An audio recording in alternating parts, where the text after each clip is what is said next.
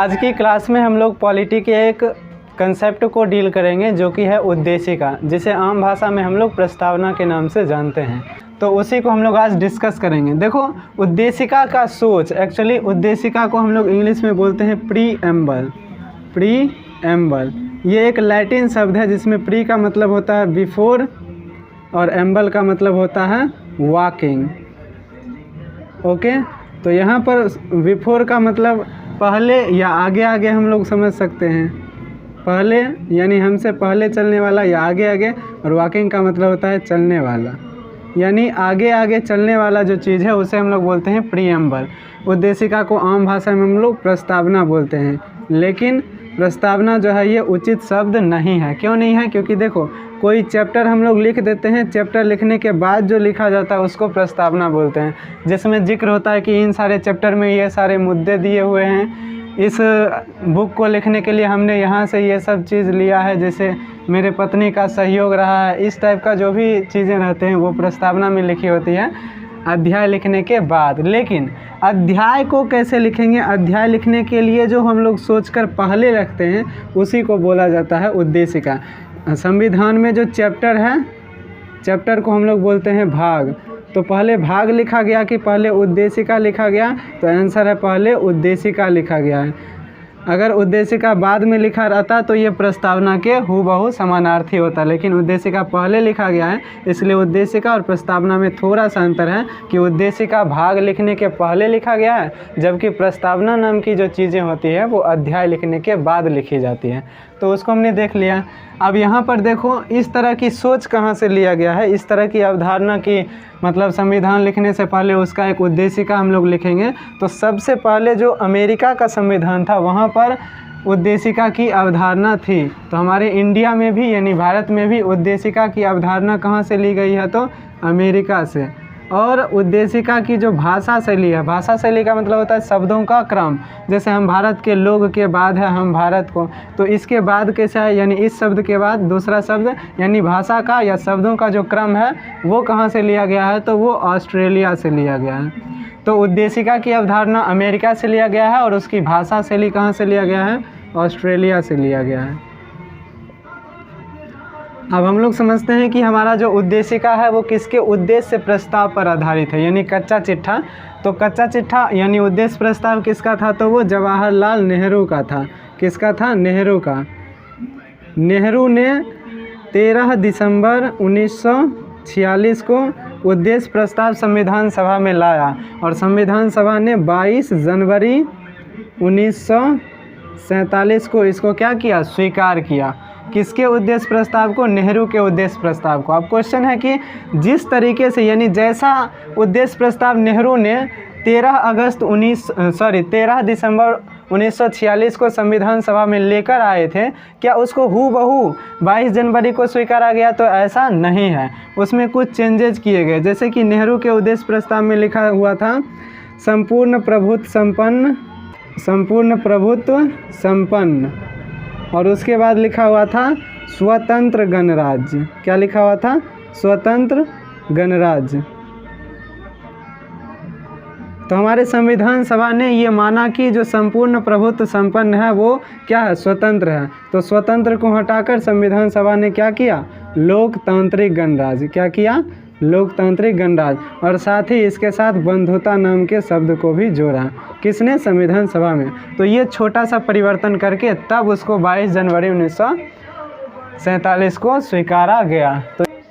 तो साथियों, अब हम समझते हैं अपने उद्देशिका के शब्दों को कि ये क्या कहना चाह रहा है।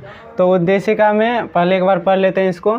हम भारत के लोग भारत को एक संपूर्ण प्रभुत्व संपन्न समाजवादी पंथ निरपेक्ष लोकतंत्रात्मक गणराज्य बनाने के लिए तथा उसके समस्त नागरिकों को सामाजिक, आर्थिक और राजनीतिक न्याय, विचार, अभिव्यक्ति, विश्वास, धर्म और उपासना की स्वतंत्रता, प्रतिष्ठा और अवसर की क्षमता प्राप्त कराने के लिए तथा उन सब में व्यक्ति की गरिमा और राष्ट्र की एकता और अखंडता सुनिश्चित करने वाली बंधुता बढ़ाने के लिए दृढ़ संकल्प होकर अपनी इस संविधान सभा में आज तारीख 26 नवंबर 1949 को इस संविधान को अंगीकृत, अधिनियमित और आत्मर्पित करते हैं। तो ये हमारी क्या है, उद्देशिका है और उनके ये क्या हैं, शब्द हैं। अब यहाँ पर आप ध्यान दीजिएगा, तो उद्देशिका क्या है, एक सिंगल सेंटेंस है, यानी पूरी उद्देशिका क्या है, एक वाक्य है। कितना वाक्य है, एक वाक्य।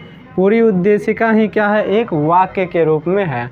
अब यहाँ पर यह कुछ कहना चाह रहा है जिसको हमको समझना चाहिए। अब देखिए यहाँ पर है हम भारत के लोग, यहाँ पर हम भारत के लोग को देख लिया आप। उसके बाद क्या करता है, इस संविधान को, इस यहाँ देखिए, इस संविधान को अंगीकृत, अधिनियमित और आत्मर्पित करते हैं। इसका मतलब इस संविधान को अंगीकृत, अधिनियमित और आत्मर्पित कौन कर रहा है, तो हम भारत के लोग। यानी संविधान की जो शक्ति है, अंतिम शक्ति, वो किसके हाथ में है, तो हम भारत के लोग यानी जनता के हाथ में है। तो पहला तो ये हमको सूचना मिला।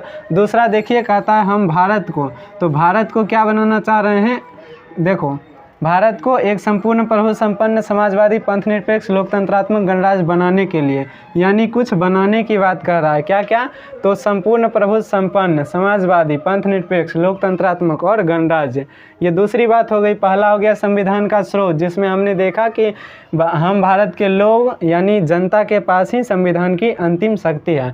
दूसरा, देश को कुछ बनाने की बात कर रहा है। और तीसरा क्या है, उसके समस्त नागरिकों को क्या क्या, सामाजिक, आर्थिक और राजनीतिक न्याय, विचार, अभिव्यक्ति, विश्वास, धर्म और उपासना की स्वतंत्रता, प्रतिष्ठा और अवसर की क्षमता प्राप्त कराने के लिए। दूसरी बात ये कहता है प्राप्त कराना, क्या क्या, तो न्याय, स्वतंत्रता और समानता। न्याय में सामाजिक, आर्थिक और राजनीतिक न्याय, और स्वतंत्रता किस बात की, तो विचार, अभिव्यक्ति, विश्वास, धर्म और उपासना की, ठीक है। उसके बाद समता किसकी, तो प्रतिष्ठा और अवसर की क्षमता।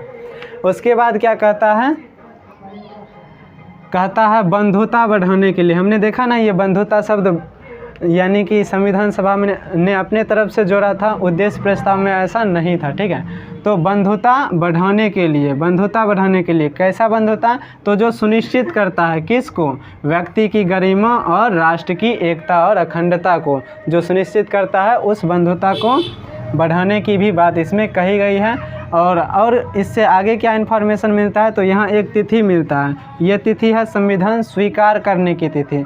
ध्यान रहे, लागू करने की तिथि नहीं। संविधान को, हमारा जो संविधान का है, उसको स्वीकार कब किया गया संविधान सभा में, तो 26 नवंबर 1949 को, ठीक है। तो ये सारा इन्फॉर्मेशन इससे मिलता है। अब हम लोग एक एक करके इन शब्दों के मतलब को समझने का प्रयास करते हैं। संविधान का स्रोत। अब संविधान के स्रोत में क्या आता है, तो वही हम भारत के लोग ऐसे करके, और लास्ट में क्या कहता है, इस संविधान को अंगीकृत, अधिनियमित और आत्मर्पित करते हैं। तो इससे क्या मतलब, इसका क्या मतलब निकलता है, तो इसका मतलब निकलता है कि संविधान की अंतिम शक्ति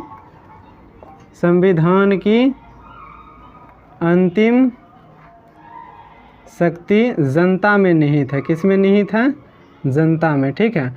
और यहाँ एक बात समझने वाली है, ये जो हम भारत के लोग हैं, हम भारत के लोग यानी वी द पीपल ऑफ, यहाँ we the people of India, यहाँ इंडिया के जगह पर क्या था, अमेरिका था। यानी कि वी द पीपल ऑफ, ये जो फ्रेज लिया गया है, ये कहाँ से लिया गया है, अमेरिका से लिया गया है। कहाँ से लिया गया है, अमेरिका से। इस बात को भी आपको क्या करना है, ध्यान में रखना है। यानी हम के लोग, ये वाला जो शब्द है कहाँ से लिया गया है, अमेरिका से। और संविधान की अंतिम शक्ति जनता में निहित है। तो पहला कंसेप्ट हमारा क्लियर हो जाता है। उद्देशिका में संविधान के स्रोत के रूप में इसको दिया गया है। अब कुछ बनाने की बात करता है, उसको हम लोग देखते हैं। ये 5 चीज़ें बनाने की बात करता है कौन, हमारा उद्देशिका। अब इसको सीक्वेंस में आपको लर्न करना है कि हम संपूर्ण प्रभुत्व संपन्न के बाद क्या आना चाहिए, समाजवादी, उसके बाद पंथ निरपेक्ष, उसके बाद लोकतंत्रात्मक, उसके बाद गणराज्य। तो सबसे पहले हम लोग समझते हैं संपूर्ण प्रभुत्व संपन्न का क्या मतलब होता है। तो देखो, एक ऐसा देश जिसके ऊपर किसी अन्य देश का दबाव नहीं है, अगर दबाव है तो वो सिर्फ अपने संविधान के दबाव में है। तो एक ऐसा देश जिसके ऊपर किसी अन्य देश का दबाव ना हो और तब वो अपने देश के आंतरिक या बाह्य निर्णय को स्वतंत्रतापूर्वक ले, तो ऐसा देश हमारा होता है संपूर्ण प्रभुत्व संपन्न। ओके, यानी कि जब कोई देश किसी बाह्य देश के दबाव में न आकर अपने देश के आंतरिक या बाह्य मामलों में निर्णय लेता है स्वतंत्रतापूर्वक, तो हम उसको संपूर्ण प्रभुत्व संपन्न देश कहते हैं। वो किसके दबाव में रहता है? तो सिर्फ अपने संविधान के। तो कोई भी देश कब संपूर्ण प्रभुत्व संपन्न बनेगा? जब उसका खुद का संविधान लागू होगा। तो हमारा संविधान कब लागू हुआ? तो 26 जनवरी 1950 को। तब ना 26 जनवरी को हम लोग गणतंत्र दिवस के रूप में मनाते हैं। तो 26 जनवरी 1950 को हम लोग क्या हो गए थे? संपूर्ण प्रभुत्व संपन्न हो गए। लेकिन स्वतंत्रता तो हमें कब मिल गई थी? 15 अगस्त 1947 को ही। तो इस बीच हम लोग क्या थे? यानी 15 अगस्त 1947 से 26 जनवरी 1950 के बीच हम लोग क्या थे? तो हम लोग थे डोमिनियन स्टेट। क्या थे? Dominion state. डोमिनियन स्टेट का मतलब होता है कि हम अपने देश के मामलों में क्या निर्णय तो लेते हैं, लेकिन हम किसी संप्रभु देश के अधीन हैं। उस समय हम लोग किसके अधीन थे? तो उस समय हम लोग देश के निर्णय को लेने के लिए अंग्रेज़ों के प्रति क्या थे? उसके अंग्रेज़ों के अधीन थे। इसलिए 15 अगस्त 1947 और 26 जनवरी 1950 के बीच हम लोग डोमिनियन स्टेट थे। और हम लोग संपूर्ण प्रभुत्व संपन्न कब बने? तो 26 जनवरी 1950 को हम लोग संपूर्ण प्रभुत्व संपन्न बन गए थे। अब एक और बात देखो, संपूर्ण प्रभुत्व संपन्न में क्या होगा कि जो शासक होगा, जो सरकार होगा, वो किसके अंदर रहेगा? सिर्फ किसके दबाव में? तो संविधान के दबाव में। और संविधान की अंतिम शक्ति किस में है? तो जनता में। संविधान के स्रोत में इसको हम लोग डील कर चुके थे कि संविधान की अंतिम शक्ति जनता में है। यानी कहीं ना कहीं संपूर्ण प्रभुत्व संपन्न देशों में जनता का ही शासन होता है। ओके, यानी सारी शक्ति किस में होती है? जनता में। ओके, तो इसीलिए इस तरह की जहाँ व्यवस्था होती है उसको हम लोग लोकप्रिय संप्रभुता कहते हैं। तो हमारी देश में किस प्रकार की संप्रभुता है? तो लोकप्रिय संप्रभुता। क्यों? क्योंकि संपूर्ण प्रभुत्व संपन्न देश अपने संविधान के दबाव में रहता है और संविधान को अंतिम शक्ति जनता से मिलती है। इसलिए ये क्या है? लोकप्रिय संप्रभुता की अवधारणा है, संप्रभुता। तो हमारे देश में लोकप्रिय संप्रभुता पाई जाती है। नेक्स्ट अब हम लोग समाजवादी की बात करते हैं। समाजवाद, तो समझते हैं समाजवाद क्या होता है। एक्चुअली समाजवाद की अवधारणा कहाँ से ली गई है? तो रूस से ली गई है। देखिए, समाजवाद का मतलब होता है कि समाज में जो पिछड़े वर्ग हैं, यानी समाजवाद का मतलब होता है सामाजिक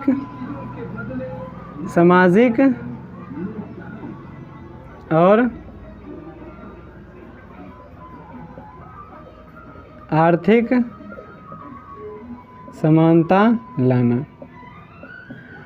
कोई भी देश अगर समाजवाद है तो वो चाहता है सामाजिक और आर्थिक स्तर से वहाँ समानता हो। सामाजिक का मतलब, सामाजिक का तात्पर्य होता है किसी देश की जनता से, यानी वहाँ जो जनता है उन सबों में क्या होनी चाहिए? समानता होनी चाहिए, भेदभाव की भावना नहीं होनी चाहिए। और दूसरा आर्थिक, यानी ऐसा नहीं है किसी के पास खूब सारा पैसा है और कोई क्या पैसों के लिए मर रहा है। तो आर्थिक रूप से भी वहाँ पर समानता होनी चाहिए। तो इसके लिए हमारे देश में किस तरह की अवधारणा थी? देखो, समाजवाद हम आपको समझाएंगे कि उद्देशिका में एक ही बार क्या हुआ है? संविधान संशोधन, वो भी 42वां, जो कि 1976 में हुआ, 1976 में हुआ। तो उसी में क्या हुआ? समाजवादी, पंथ निरपेक्ष और एक था अखंडता। ये 3 अवधारणा उसमें उद्देशिका में जोड़ा गया। तो जोड़ा गया कब? 1976 में। लेकिन हम लोग स्वतंत्र कब हुए थे? 1946 में। तो 1976 से पहले ही 1947 में, 1947 के बाद ही और 1976 के पहले ही हम लोग क्या हो गए थे? समाजवादी अवधारणा के हो गए थे। इसके बहुत सारे प्रमाण हैं जिसको अभी हम आपको समझाते हैं। तो समाजवाद का मतलब क्या होता है? सामाजिक और आर्थिक समता लाना, और आर्थिक समता या समानता लाना, यही क्या कहलाता है? हमारा समाजवाद कहलाता है। अब इसके लिए सामाजिक सामाजिक समानता कैसे स्थापित किया गया था? तो सामाजिक समानता के लिए क्या हुआ था? पिछड़े वर्ग के हितों की रक्षा, वर्गों के हितों की रक्षा। इसके लिए क्या हो गया था? जन कल्याणकारी योजनाओं को क्या किया? बढ़ावा दिया गया, जिसके लिए 15 मार्च 1950 को योजना आयोग का गठन हुआ।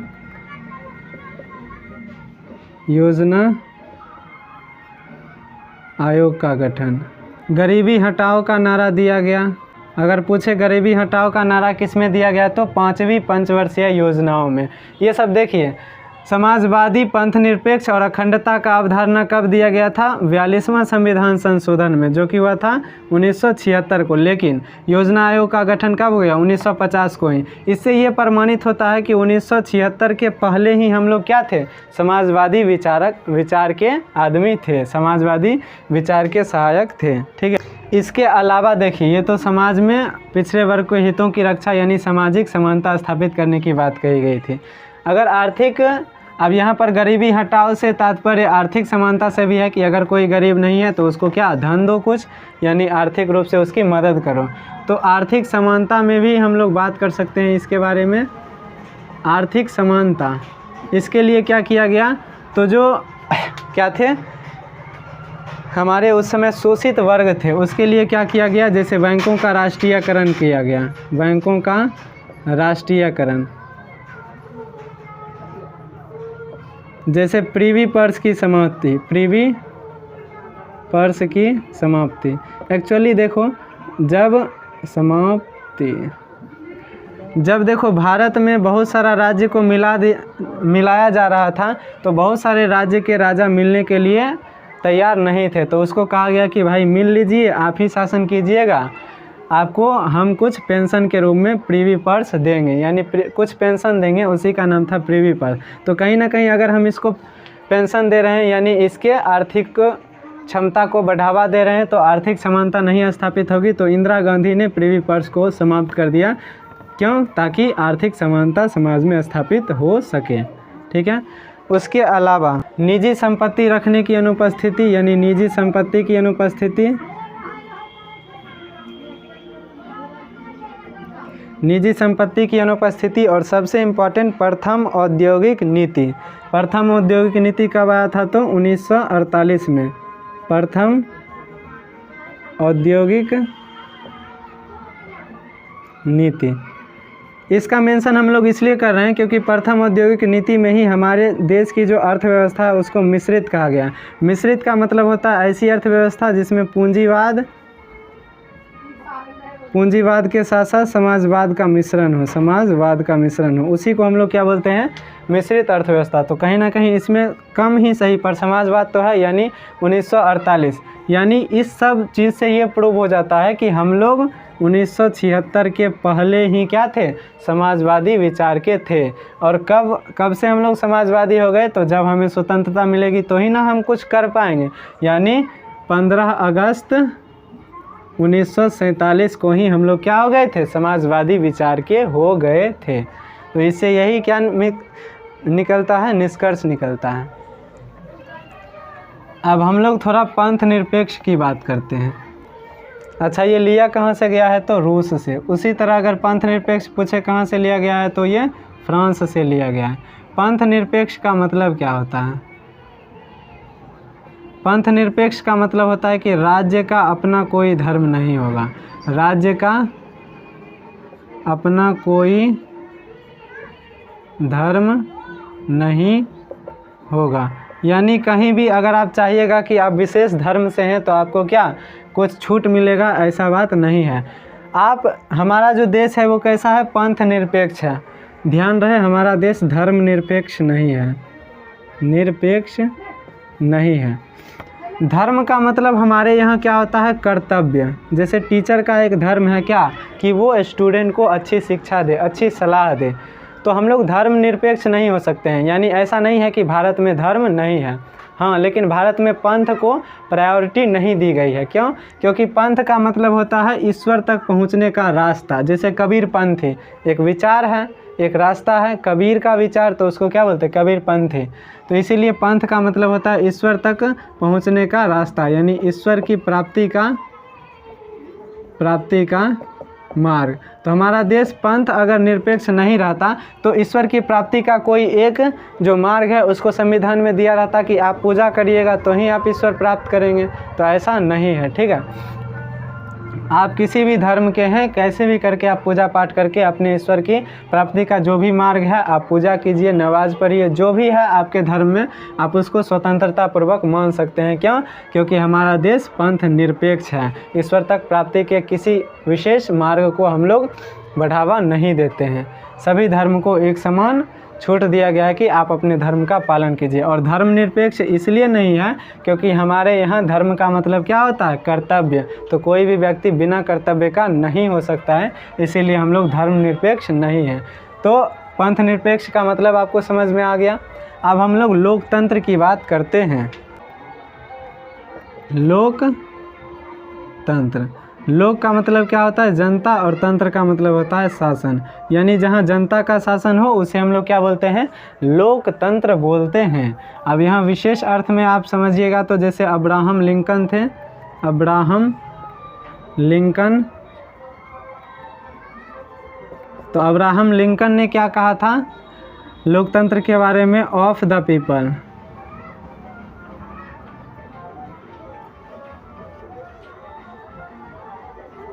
बाय द पीपल और फॉर द पीपल। यानी जनता का, जनता के द्वारा और जनता के लिए जो शासन व्यवस्था चलाई जाती है उसे हम लोग क्या बोलते हैं? लोकतंत्र बोलते हैं। अब जैसे मान लीजिए ये कि कोई देश है तो यहाँ बहुत सारा जनता होगा, जनता का यानी इसी सब जनता में से कोई एक जनता क्या बनेगा? इस सारे जनता का एक शासक। जनता का, तो ये जो शासक है ये कैसा है? इन्हीं जनता में से एक है, यानी जनता का शासक है। अब देखो, जनता के द्वारा यानी बाय द पीपल, यानी इस जनता को शासक कौन बनाया? तो यही सब जनता मिलकर बनाया, ठीक है। और तीसरा है फॉर द पीपल, यानी अब ये जनता शासन किसके ऊपर करेगा या किसके लिए करेगा? तो जो जनता इसको शासक बनाया उसी लिए। तो इस तरह की जो अवधारणा है वो क्या कहलाता है? हमारा लोकतंत्र कहलाता है, अकॉर्डिंग टू अब्राहम लिंकन। अब यहाँ पर लोकतंत्र के बहुत सारे प्रकार हैं जिसको समझना आपके लिए आवश्यक है। तो जैसे लोकतंत्र के हम लोग प्रकार की बात करते हैं तो लोकतंत्र मुख्य रूप से दो तरह का होता है। एक होता है प्रत्यक्ष लोकतंत्र, एक होता है अप्रत्यक्ष लोकतंत्र, ठीक है। प्रत्यक्ष लोकतंत्र में जनता सीधे रूप से सरकार बनाने की गतिविधि में भाग लेता है, जबकि अप्रत्यक्ष लोकतंत्र में जनता क्या करता है? जनप्रतिनिधि चुनता है, जैसे एमएलए, एमपी ये सब चुनता है, ठीक है।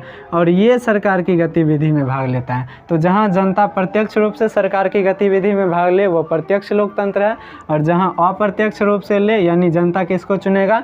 जनप्रतिनिधि को, और जनप्रतिनिधि सरकार की गतिविधि में भाग लेगा। तो इस तरह का जो शासन व्यवस्था है वो कैसा है? अप्रत्यक्ष लोकतंत्र है।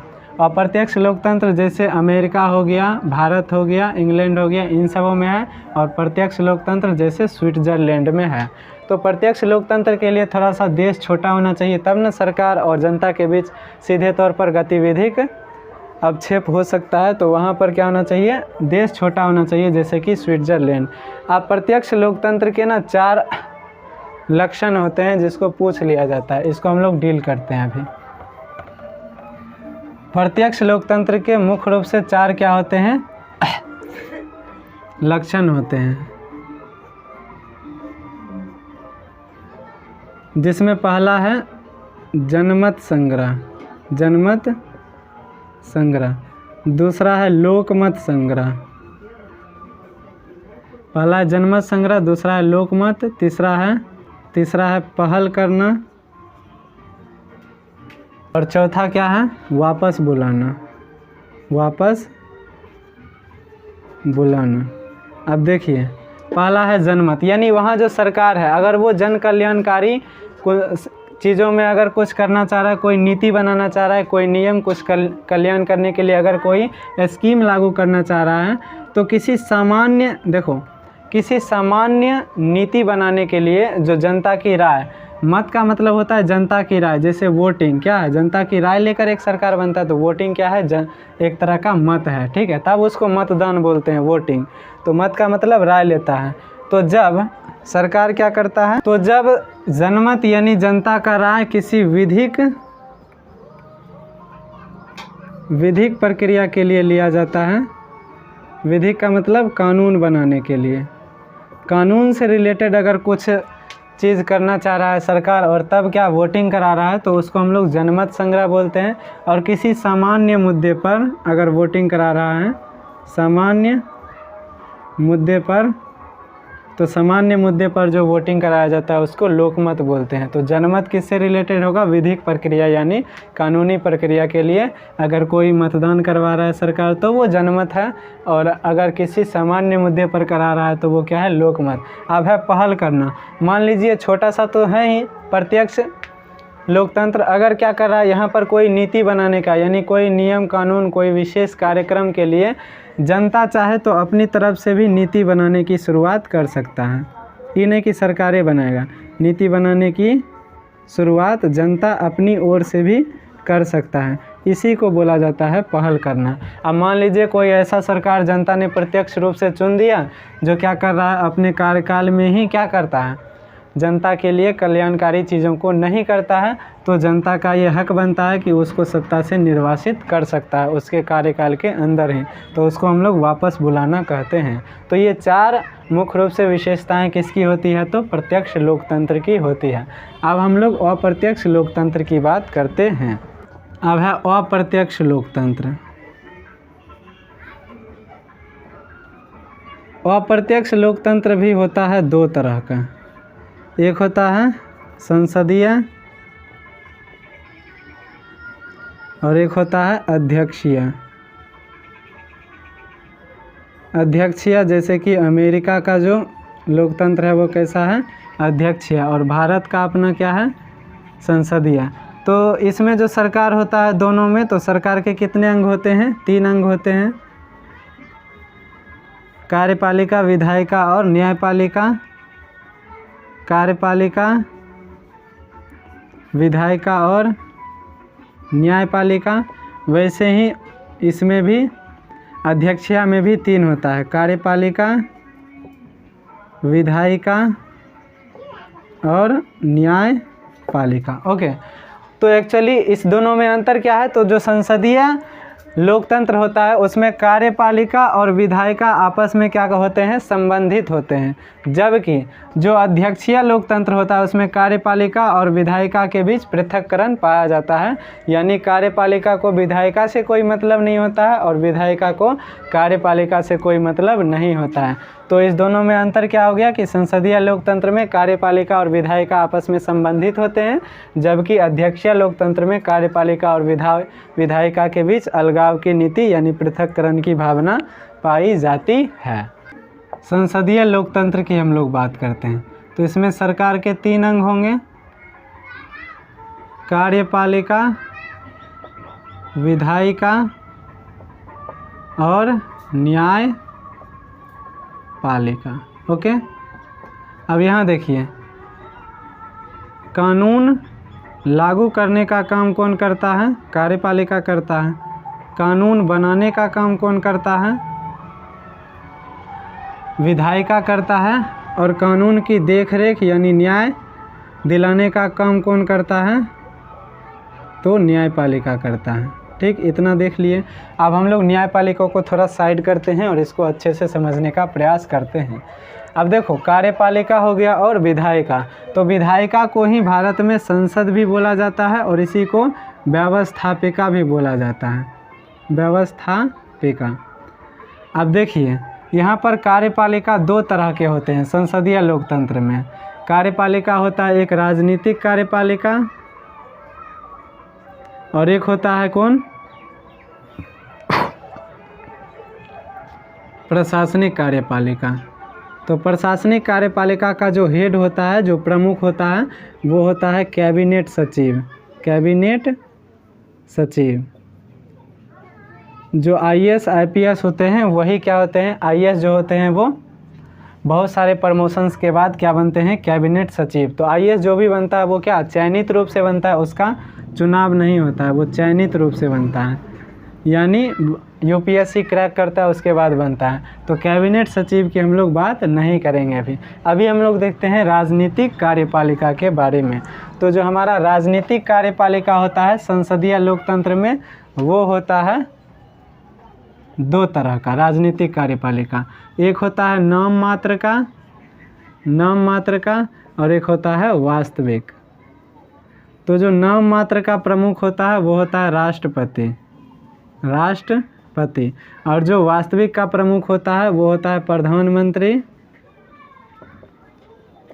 और उसका मंत्रिपरिषद, उसका मंत्रिपरिषद।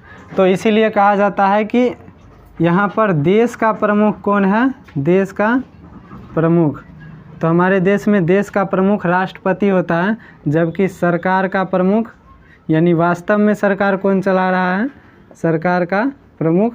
तो सरकार का प्रमुख कौन होता है, प्रधानमंत्री होता है। ठीक।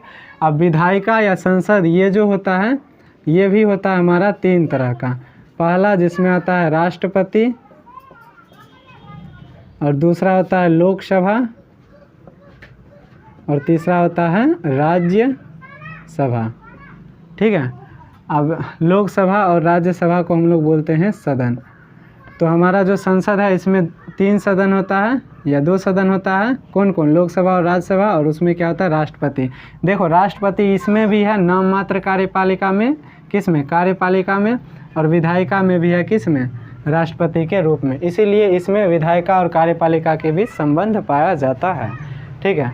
अब यहाँ पर समझने वाली बात यह है कि राष्ट्रपति अगर चाहे तो लोकसभा को भंग कर सकता है, किस में, तो संसदीय लोकतंत्र में। ठीक है। वहीं अगर लोकसभा चाहे तो लोकसभा क्या कर सकता है, प्रधानमंत्री को अविश्वास प्रस्ताव के माध्यम से हटा सकता है, अविश्वास प्रस्ताव। क्योंकि देखो लोकसभा में जिसको बहुमत प्राप्त होता है वही प्रधानमंत्री बनाता है। ठीक है। यानी लोकसभा में बहुमत प्राप्त होता है तो प्रधानमंत्री एक विश्वास प्रस्ताव लाता है कि देखिए हमारे पास क्या है, बहुमत है, इसलिए हम अपनी सरकार बनाए हुए हैं। वहीं अगर किसी विधि के द्वारा लोकसभा क्या कर दे, अविश्वास प्रस्ताव पारित कर दे और ये प्रूव कर दे कि प्रधानमंत्री बहुमत में नहीं है, तो इसकी सरकार गिर जाएगी। यानी लोकसभा के पास पावर है कि वो प्रधानमंत्री को अविश्वास प्रस्ताव के माध्यम से भंग कर सकता है। ये तो हो गई किसकी बात, संसदीय लोकतंत्र की बात। अब हम लोग समझते हैं अध्यक्षीय लोकतंत्र के बारे में।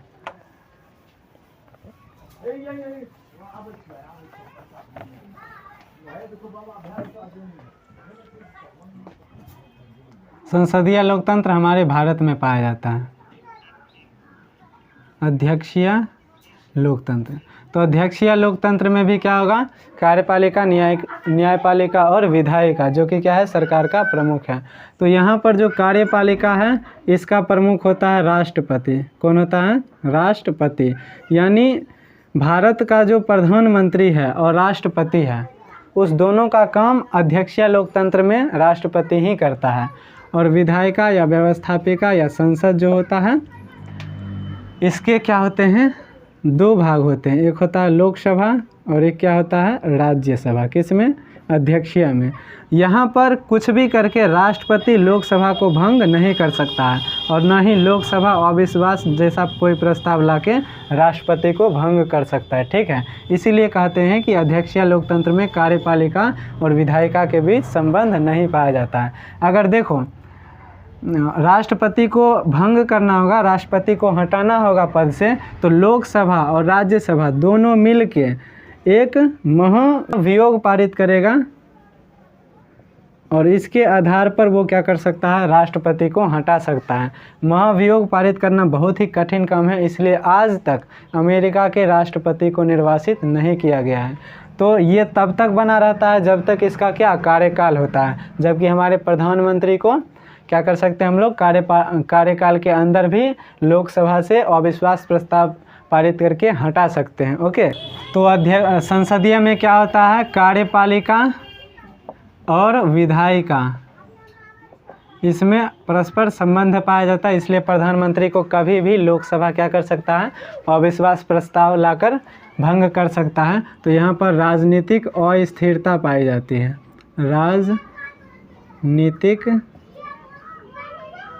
राजनीतिक जवाबदेहिता पाई जाती है, जवाबदेही लिख देते हैं। तो यहाँ पर राजनीतिक जवाबदेही पाया जाता है, यानी कि उसको हमेशा ये बताना होगा प्रधानमंत्री को कि हम बहुमत में हैं, हमारे पास विश्वास प्रस्ताव है। लेकिन यहाँ पर तो इसके कार्यकाल के अंदर महाभियोग पारित करना इतना आसान है नहीं। तो इसमें क्या होता है, पहला बात तो कार्यपालिका और विधायिका एकदम कट, इस दोनों को आपस में कोई मतलब नहीं। और दूसरा, अगर इसको हटाना चाहेगा तो नहीं हटाएगा, यानी यहाँ पर राजनीतिक स्थिरता पाई जाती है। एक बार अगर बन गया तो कार्यकाल होने तक क्या करेगा, वो सत्ता में ही रहेगा, यानी राजनीतिक स्थिरता पाई जाती है। कहाँ पर, तो अध्यक्षीय लोकतंत्र में। संसदीय कहाँ में है, हमारे भारत में, और अध्यक्षीय कहाँ में है, अमेरिका में। तो इसका इतना प्रकार था कि हम लोग कन्फ्यूजन में आ गए थे। एक छोटा सा चार्ट बना देते हैं ताकि ये क्लियर हो जाए आपका। लोकतंत्र कितने तरह का, 2 तरह का। तो एक था क्या हमारा, प्रत्यक्ष लोकतंत्र, और दूसरा क्या था हमारा, अप्रत्यक्ष लोकतंत्र। अब जो अप्रत्यक्ष लोकतंत्र है ये भी होता है 2 तरह का। एक होता है संसदीय जो कि भारत का है, और एक होता है अध्यक्षीय जो कि अमेरिका का है। हाँ, अमेरिका लिख रहे थे, ठीक है। अब इसमें क्या होता है, इसकी जो सरकार होती है उसका भी 3 अंग और इसका भी सरकार का 3 अंग, जिसमें पहला है कार्यपालिका, दूसरा है विधायिका, और तीसरा क्या है, न्यायपालिका, ठीक है। और इसमें भी 3 अंग होगा, पहला क्या, कार्यपालिका, दूसरा क्या, विधायिका, और तीसरा क्या, न्यायपालिका। इसमें सब में कार्यपालिका का काम होता है कानून लागू करना, विधायिका का काम होता है कानून बनाना, और इसका होता है कानून की देखरेख करना, ठीक है, यानी न्याय दिलाना। अब कार्यपालिका इसमें होता है 2 तरह का, एक होता है राजनीतिक कार्यपालिका और एक होता है प्रशासनिक कार्यपालिका, ठीक है। प्रशासनिक का प्रमुख होता है कैबिनेट सचिव, और यहाँ पर राजनीतिक होता है 2 तरह का, एक होता है नाम मात्र का जिसका प्रमुख कौन होता है, दूसरा कौन होता है इसमें वास्तविक जिसका कि प्रमुख कौन होता है, प्रधानमंत्री, और उसका मंत्री परिषद, ठीक है। नेक्स्ट इधर हम लोग देखें तो विधायिका का भी 3 अंग होता है, पहला होता है राष्ट्रपति, दूसरा होता है लोकसभा, और तीसरा कौन होता है, राज्यसभा, ठीक है। न्यायपालिका की बात अभी हम लोग नहीं कर रहे हैं। यहाँ पर कार्यपालिका का सीधे प्रमुख आपको याद रखना है कौन होता है, राष्ट्रपति, यानी यहाँ पर जो क्या होगा, राष्ट्रपति और प्रधानमंत्री होगा वो अध्यक्षीय में क्या होगा, इस दोनों की शक्ति केवल राष्ट्रपति में ही निहित होगी। और इसमें विधायिका का भी 2 अंग होता है, एक होता है लोकसभा और एक क्या होता है, राज्यसभा। तो यही बेसिक स्ट्रक्चर है, जो भी प्रकार हमने डील किया अभी वो यही है, ठीक है। अब हम लोग आगे बढ़ते हैं। तो अभी हमने जब देखा बनाने की बात, तो बनाने में क्या कर रहा था, यानी बनाना, पहला था संविधान का स्रोत,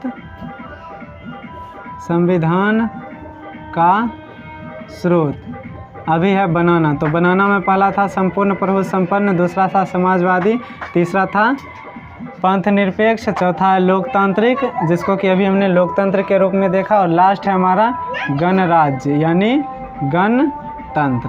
तो अब हम लोग गणतंत्र की बात करते हैं। तो जैसा कि आपको पता है हम लोग गणतंत्र कब हुए थे, जब हमारा संविधान लागू हुआ, यानी 26 जनवरी 1950 को। एक होता है गणतंत्र और एक होता है जनतंत्र, इसको हम लोग थोड़ा समझते हैं, ठीक है। तो जनतंत्र का मतलब होता है कि जब शासन व्यवस्था में एक एक जनता का महत्व हो तो उसको हम लोग बोलते हैं जनतंत्र, और जब शासन व्यवस्था में किसी जैसे लोकतंत्र ले लेते हैं, जब जनता के समूह का महत्व हो तो उसको हम लोग बोलते हैं लोकतंत्र, यानी जनता का एक समूह अगर कुछ कहेगा तो उसको माना जाएगा, जबकि एक एक जनता अगर कुछ कह रहा है उसको भी माना जा रहा है तो वो क्या है, जनतंत्र।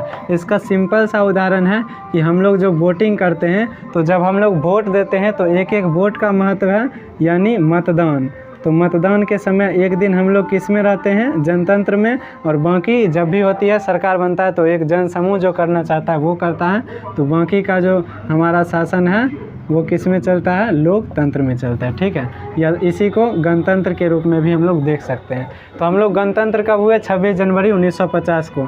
अब गणतंत्र या गणराज्य होने के कुछ शर्त हैं जिसको आपको देखना है। पहला है कि सर्वोच्च पद, सर्वोच्च पद का मतलब जो राष्ट्रपति प्रधानमंत्री है वो देश का कोई भी नागरिक बन सकता है अगर उसमें योग्यता है। राष्ट्रपति बनने के लिए जो योग्यता होनी चाहिए वो अगर है तो कोई भी बन सकता है। ठीक है, तो सर्वोच्च पद पर देश का कोई भी नागरिक बैठ सकता है अगर योग्यता है उसके पास। तो अब देखो, कोई नागरिक अगर बैठेगा तो उसका एक कार्यकाल निश्चित होना चाहिए, ऐसा नहीं कि सीधे बैठ जाएगा, उसका निर्वाचन होना चाहिए। निर्वाचन यानी चुनाव होगा तो वो बैठेगा, निर्वाचित होकर वो बैठेगा, और उसके पास कोई विशेषाधिकार नहीं होना चाहिए। राष्ट्रपति अगर अभी राष्ट्रपति है तो जब वो राष्ट्रपति नहीं रहेगा तो उसको उसी तरह देखा जाएगा जैसे कि आम नागरिक को देखा जाता है, उसके पास कोई विशेष अधिकार नहीं होगा, यानी विशेषाधिकार नहीं होना चाहिए। और सबसे लास्ट जो है वो है कि ये जो पद है सर्वोच्च पद वो वंशानुगत नहीं होना चाहिए। ये ऐसा नहीं है कि एक बार हम निर्वाचित कर दिए तो कोई बन गया, अब वो उसका कार्यकाल ख़त्म हो गया तो अपना बेटा को राष्ट्रपति बना दिया, ऐसा नहीं होना चाहिए, वो वंशानुगत नहीं होना चाहिए। इसीलिए देखिएगा अमेरिका, वहाँ पर इंग्लैंड में क्या होता है, पहले महारानी बन गई है, अब महारानी का बेटवा बन जाता है, तो वहाँ पर वंशानुगत वाला सिस्टम है। तो इंग्लैंड जो है वो क्या है, लोकतंत्र तो है लेकिन गणतंत्र नहीं है, यानी वो लोकतांत्रिक तो है लेकिन गणराज्य नहीं है, जबकि हमारा भारत क्या है, लोकतांत्रिक भी है और गणराज्य भी है। तो ये सब बनाने की बात किया था किसमें, उद्देशिका में। तो साथियों आज की वीडियो में हम लोग इतना ही रखते हैं। नेक्स्ट जो क्लास लेंगे हम लोग उसमें प्राप्त करने के बाद कुछ बढ़ाने की बात कही गई थी कि सुनिश्चित करने वाली बंधुता बढ़ाने के लिए, तो वो सब हम लोग देखेंगे। देन हम लोग संविधान स्वीकार करने की जो तिथि है 26 नवंबर 1949 उसको देखेंगे। फिर संविधान लागू कब हुआ, संविधान की उद्देशिका का क्या महत्व है, कि इसको आत्मा किसने कहा, जैसे पंडित ठाकुर जो भी थे भार्गव वो कहे थे इसको आत्मा, और अंबेडकर के अनुसार जो था अनुच्छेद 32 उसको कहा गया था। तो ये सब यानी कि संवैधानिक उपचारों का अधिकार जो है उसको अंबेडकर जी बोले थे संविधान की आत्मा। तो वो सब चीज़ें हम लोग नेक्स्ट वीडियो में देखेंगे। तब तक के लिए इतना ही रखते हैं, मिलते हैं नेक्स्ट किसी वीडियो में अगले टॉपिक के साथ। तब तक के लिए बाय बाय, जय हिंद।